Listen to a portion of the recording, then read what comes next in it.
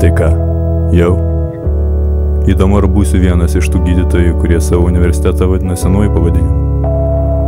Baigiau Lietuvos sveikatos mokslų universitetą, bet įstojau tai į Kauno medicinos. Įstojau prieš 6 metus, tada savyje dar nemačiau būsimo gydytojo, viskas buvo per daug svetima, neaišku, dabar vaizdas daug aiškesnis. Per tuos 6 metus mane galva buvo kalama, kad pacientams turėsiu būti ne tik gydytojas, bet ir teisininkas, policininkas, draugas, mama, tėtis ir dar bala žino kas. O pradžioje buvo daug paprasčiau. Geri buvo pirmieji kursai. Studijų įvadas tada dar atrodė kaip pati svarbiausia savaitės paskaita, o LIMS, SMD, SA buvo kažkokios neaiškios organizacijos ir nė minties nebuvo apie mokslinius darbus. Prisimenu, kaip pirmosiamis savaitėmis žiūrėjau latiniškus terminus ir galvojau, jau šito tai nereikės mokėti. Kažkaip prasisukdavom ir be naujausių technologijų. Pamenu, kaip pagrindinis mokymosi šaltinis buvo senas žalias anatomijos vadovėlis ar per didelius vargus neaišku, iš kur gauta žmogaus kaukolė, o ne kompiuterinis 3D atlasas. Vis dar pamenu F5 mygtuką, o taip norėčiau jį pamiršti. Atsimenu, kad buvo toks dalykas kaip matematika. Tai va, atsimenu, kad buvo. Ir tos neišdildamos akimirkos besipešant su rūpininkė. Tada po truputį pradėjome eiti pas pacientus. Didis dienos žygdarbis tai būdavo neįveikiamas be draugų pagalbos. Nežinia, kas ko labiau bijodavo. Pacientai mūsų ar mes jų. Žmonės, gerai būtų, kad mes niekada gyvenime nesusitiktume. Tačiau kai taip atsitiks, aš noriu būti pasiruošęs. Aš čia, aš galiu padėti. Bet tik jūs galite man pasakyti, koks turi būti gydytojas.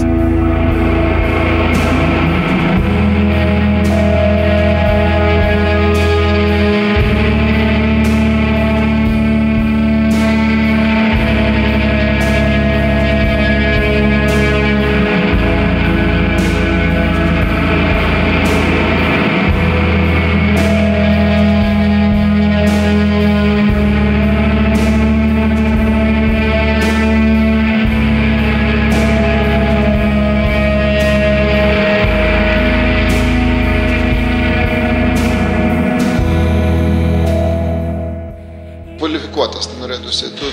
Tu atėjęs pas gydytoją turi iš karto jaus, kad gydytojas žino, ką jis daro. Tai prasme, kad jisai kažkur nespėlioja, o jisai pagal simptomus atpažįsta iš karto. Šventės, etikai turi menininko savybę ir neabejotinai vadovaujasi moksliškai pagrįstomis gydymo metodikomis. Visų pirma, žmogiškas, nes gydytojas, matai, gydytojas turi milžinišką galią. Pacientas ateina pas gydytojas bejėgis. Jis klauso aklai, ką gydytojas sako, jis pateikia visą savo brangiausią turtą. Humaniškas, malonus ir tikrai dirbti iš pašaukimo ir gydyti iš pašaukimo mane. Ir suprastų mano ne tik ligą, bet ir mano pačias psichologiją, nusiteikimus. Tu turi norėti eiti į palatą, atverti jos duris ir matyti tavo pagalbos laukiantį pacientą. Linksmas visų pirma. Žingeidumas, užsispyrimas, siekti to tikslo ir mokėti išklausyti pacientą ir daugeliu kitų vertybių. Tas darbas su žmonėm, kad jisai būtų iš širdies daromas. Norėti pamatyti pacientus, jiems padėti, su jais kalbėtis, atsižvelgti jų lūkesčius. Idealiausias. Ir turėtų, pirmą žinoma, jis turi turėti kompetenciją ir žinias. Gydytojas, tu turi būti laimingas. Jis laimingas gali būti, suvokęs gyvenimo prasmę ir mokėdamas dalintis su kitais. Užtikrintumas turi būti. Bet užtikrintumas nesuvaidintas, o ateinantis iš žinojimo. Tai be jokios abejonės gydytojas yra viena tų profesijų, kur pasiruošimas yra iš tikrųjų pati svarbiausia dalis turbūt. Labai svarbu būti profesionalu. Ir jeigu profesionalas nemato, kas yra už jo profesijos ribų, yra tikrai blogai. Tas žinias, kurius įgyjate universitete, yra to maža, jas reikia ne tik tais išlaikyti, bet to žinias, įgūdžius ir gebėjimus ir mokėjimus ir bendražmogiškas savybės, jas tik tai stiprinti ir aš manau, kad tą jūs sugebėsit. Ir toks žmogus neturėtų apsiriboti tik tai praktiką ir gydymu, bet būtų visuomeniškas, dalyvautų kitų žmonių švietime. Atsakingas, protingas, žinantis, ką daro. Kad man patartų, kad kuo mažiau, kaip man būti sveikai, kad be vaistų. Gydytojas, kad būtų malonus ir suprastų gerai savo darbą. Nustatytų iš karto ligas. Užjaučiantis, šiltas ir draugiškas, nežinau ką. The one who would know how to deal with all sorts of emergencies, would know how to dress wounds, who wouldn't faint at the sight of blood, and who would be really care about his victims, possibly us, hopefully not.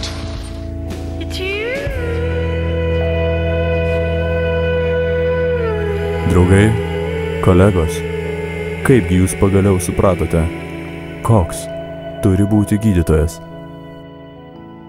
Atsakingas, laimingas, ištvermingas, kaip frėdikas, empiriškas, empatiškas, nuoširdus, komunikabilus, hausas, puikus, visada su šypsena, besišypsantis, nuoširdus, geras, drąsus, komunikabilus, įžvalgus, doras, išklausantis, atsakingas, kantrus, baltas, toks kaip aš, profesorius, mąstantis, sąžiningas, laimingas, optimistas, smalsus, kompetitingas, darbštus, rūpestingas, atsipūtęs, nebrangus, kantrus, entuziastingas, dieviškas, žemiškas, protingas, sumanus ir orientuotas, profesionalus, patikimas, atsparus miego trūkumui, atsidavęs, supratingas, švarus, tikrai netoks kaip aš, ryžtingas, atsparus, sotus, kūrybingas, kantrus, man toks, ištvermingas, stiprus, logiškas, fražilės, pozityvus, nuoširdus, aistringas, išmanus, išradingas, besišypsantis, kantrus, nuovokus, besišypsantis, visom prasmėm stiprus, sumanus, iš trečios grupės, mandagus, draugiškas, gerai subalansuotas, mylintis ir laimingas, išmintingas ir diplomatiškas,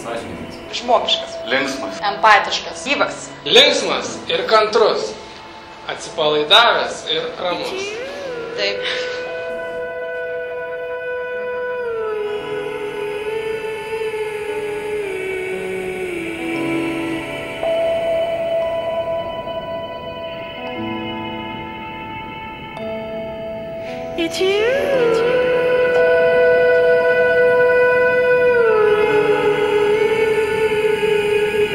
Kas aš? Aš. Tai tu.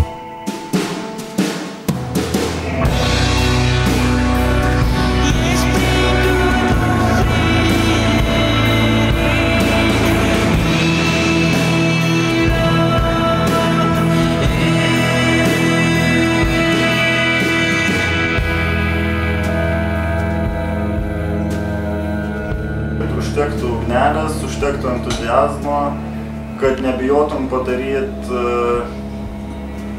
tiek, kiek tu galvoji, kad gali maksimumą padaryti. Taigi linkiu, kad darbas ir gyvenimas ir pasirinktas kelias teiktų malonumą. Noriu palaiminti jūsų darbus, pakelti jūs dvasioje jūsų sunkumuose, priminti savo duris, kad jas visada įėję rasite žodį ir paramą. Reikia būtinai, kad nesustotumėt. Čia irgi gal banali frazė, kad mokytis reikia visą gyvenimą, bet iš tiesų taip gydytojo specialybė pasirinkus. Ir aš palinkėčiau jums sėkmės pasirinkti tą studijų programą, kurią jūs norite toliau tęstis. And we wish we would have as good doctors as you are becoming now. Dar linkiu, kad liktumėt Lietuvoje. Aš linkiu tau, kad tavo pacientai pas tave daugiau niekada nebesugrįžtų. Kad jie nebesugrįžtų pas jokią kitą gydytoją. Kad apsilankimas būtų paskutinis ta prasme, kad jie pasveiktų per amžiams.